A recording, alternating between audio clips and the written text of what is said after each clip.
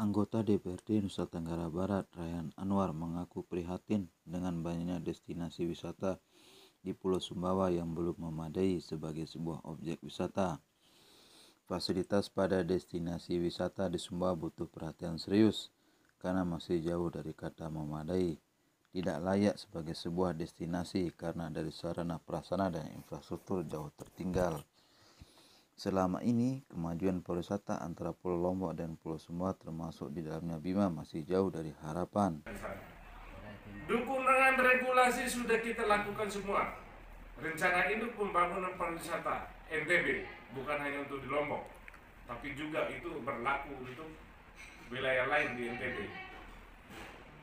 Kemudian wisata halal sudah kita bikinkan perdanya semua provinsi ini. Apalagi yang kurang?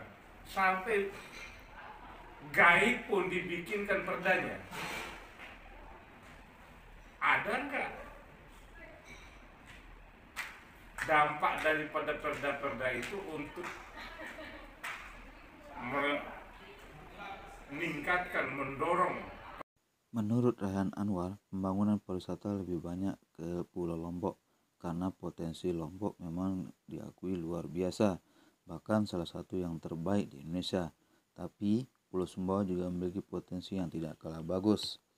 Secara karakteristik memang berbeda. Misalnya wisata bahari di Pulau Sumbawa tidak ada pantai yang banyak berpasir putih, sedangkan di Lombok banyak dan pemandangan indah, ujarnya.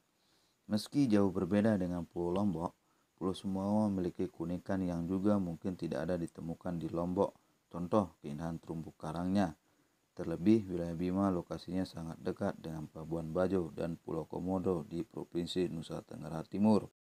Untuk itu, peluang kedekatan ini mestinya bisa dimanfaatkan pemerintah daerah untuk bisa menghubungkan konektivitas antar wilayah tersebut. Sebab ketika konektivitas ini terbangun, maka peluang Bima menjadi daerah transit yang menghubungkan dari Bali, Lombok, dan Sulawesi Selatan menuju Labuan Bajo cukup besar.